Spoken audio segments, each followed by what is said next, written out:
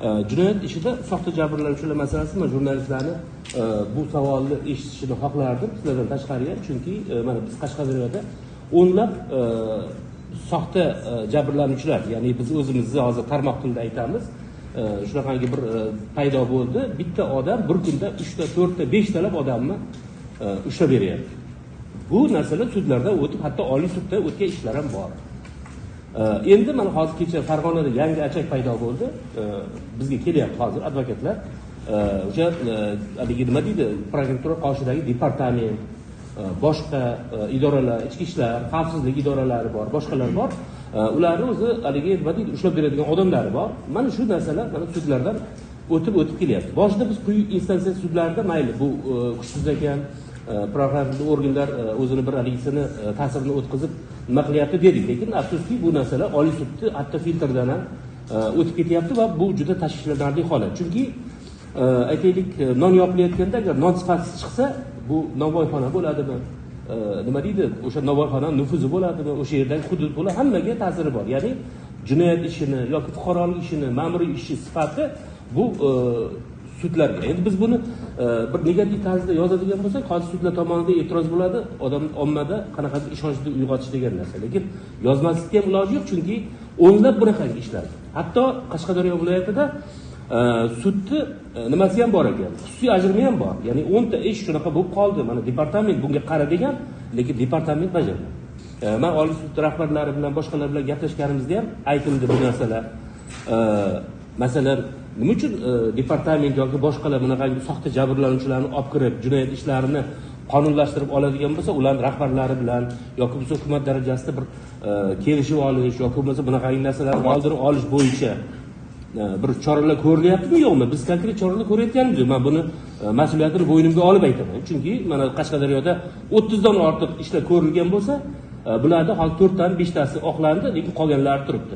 Hatto shunchalikki xotini jabrlanuvchi bo'lgan, eri guvoh bo'lgan, bolalari xolis bo'lgan. Shunaqa ham bo'lishi mumkinmi? Bu haqiqatan sizni fikringizni qo'llab-quvvatlaymiz. Agar jabrlanuvchi soxta bo'ladigan bo'lsa, guvoh soxta bo'ladigan bo'lsa, buning uchun qonunimizda javobgarlik belgilangan. Albatta ularning harakatlariga kuchli baho beriladi. Mana o'zingiz ham aytib o'tyapsiz, Qashqadaryo viloyatida misol keltiryapsiz, bu boshqa joylarga aniqlanyapsiz. Bu holatlarga mana sudlarda munosabat bildirilgan, kuchli ajrimlar chiqarilgan, hatto uni oqlagan holatlarni ham o'zingiz mana aytib o'tyapsiz.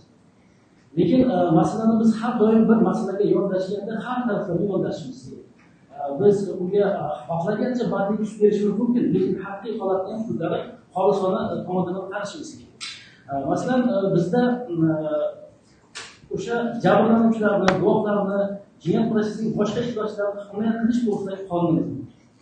Shuningdek, fuqarolar va jamoat tashkilotlarini hujjatli profilaktikasi va jinoyatchilikka qarshi kurash faol ishtiroki uchun rag'batlantirish hamda fuqarolarning ijtimoiy himoyasini ta'minlash to'g'risidagi nizom, korrupsiyaga oid huquqbuzarlik haqida berilgan xabar bergan yoki korrupsiyaga qarshi kurashishda boshqa tarzda ko'maklashgan shaxslarni rag'batlantirish tartibi to'g'risidagi nizomlar mavjud. Ma'muriy markazlar bevosita bu narsalarni o'rganmasdan turib munosabat bildirmaysiz. Chunki har bir shaxs o'zi aytayotgan fikrni o'zi foydalanayotgan huquqi boshqa bir shaxsning huquqlarini himoya qilmasligi kerak. Bu Konstitutsiyamizning demak 21-moddasiga zid bo'lib qoladi. Shunday ekan biz bitta shaxsni bir necha jinoyat ishida qatnashganligining o'zi birdan u soxta jabrlanuvchi deyishimizga asos bo'la olmaydi. Chunki shaxs masalan bugun shaxs ertalab joyidan turdi, o'zini o'zi boshqarib olganiga bordi yoki boshqa bir muassasaga bordi, nimadir murojaat qildi, unga nisbatan jinoyatga dalolat qilindi. Misol uchun pora berishga dalolat qildi. Mana shuni beradigan bo'lsangiz, biz ishingizda hal qilamiz deydigan bo'lsa, bunday holatda agar u og'ir yoki o'ta og'ir jinoyat bo'ladigan bo'lsa, u shaxs xabar bermasa, hatto o'zida demak siz bilasizki, jinoyat kodeksining 241-moddasida javobgarlik belgilangan. Ikkinchi nimaga bordi deylik, tashkilotga, muassasaga bordi, bu yerda ham bunday korrupsiyaga uchradi. Bu yerda ham xabar berishga majbur. Lekin biz bu yerda bitta narsaga e'tibor berishimiz kerakki, Jinoyat protsessual kodeksi 88-moddasi 2-band 4-kichik bandida aytilyaptiki, agar shaxs o'sha siz aytayotgan mana shu joyda sizning gapingizga qo'shilaman. Agar shaxs yoki jabrlanuvchi deyotganimiz o'zi borib siz mana shu murojaat bilan keldim oldingizga, mana shu masalani hal qilib bersangiz, sizni qurib qo'ymaymiz, xizmatingizni qilamiz. Shuni nima bo'lsa hal qilib bering, o'g'limni o'sha kiritib bering, menga mana bu joyga kiritib qo'ying yoki boshqa masalalarni hal qilib bering deb tinch qo'ymasdan uni agar unday degan bo'lsa, bunday holatda mana bu undash harakati isbotlangan holatda shaxsiy jinoyat javobgarligiga tortmaymiz va uni oqlanishiga sabab bo'ladi. Ammo hozir o'zi aytgan, aynan siz aytgan ishlarni o'rganganman uchun haqiqatan shu undash harakati isbotlangan. Agar bir undash harakati isbotlanmasa, siz vatanparvarsiz masalan deylikda, misol uchun Hashan yo'lga chiqdi, korrupsiyaga qarshi kurashaman. Yo'lga otlandi, bu viloyatga bordi, misol uchun ikkinchi viloyatga bordi.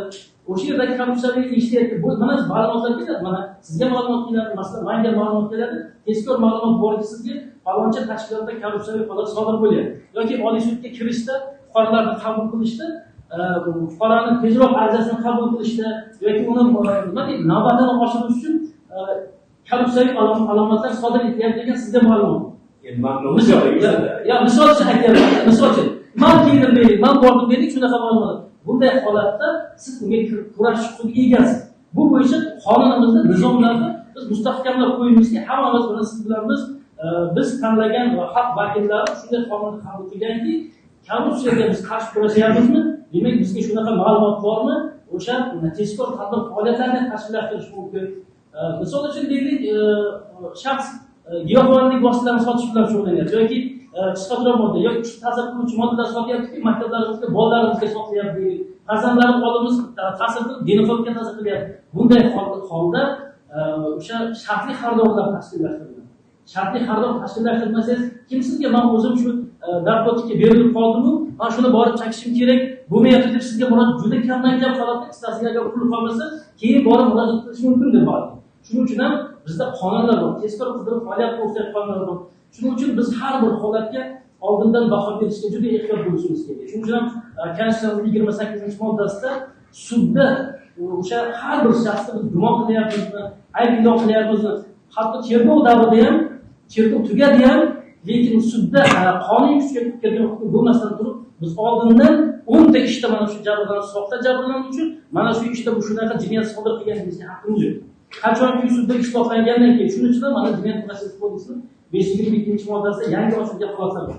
Siz aytadigan holatlar aniqlanadigan bo'lsa, mana sudga aynan o'sha yangi ochilgan holatlarda Oliy sud instansiyasi ko'rib chiqiladigan vakolatiga murojaat qilinadigan bo'lsa, mana shu ish bo'yicha soxta jabrlanuvchi o'tganligi yuzasidan, soxta guvohlik berganligi yuzasidan bunga hukm chiqdi deyiladigan bo'lsa, o'shani arizasi asosida mana shu harakat bo'yicha sudlansa o'sha jabrlanuvchi keyingi shaxsni oqlanishiga asos qo'yiladi. Shuning uchun men sizga yana bir bora qo'llab-quvvatlayman, o'sha soxta jabrlanuvchilarga biz qarshi kurashishimiz kerak. Siz aytib boyagi nimalarda shtatdagi jabrlanuvchilar ham degan nimalar kelibdi. Ya'ni xavfsizlik ishlari. Shu narsalarga haqiqatan biz qarshi kurashishimiz kerak. Lekin shu yerda biz jinoyatchilikka ham, buzarlikka ham qarshi kurashishni ishlab chiqarmasligimiz kerak.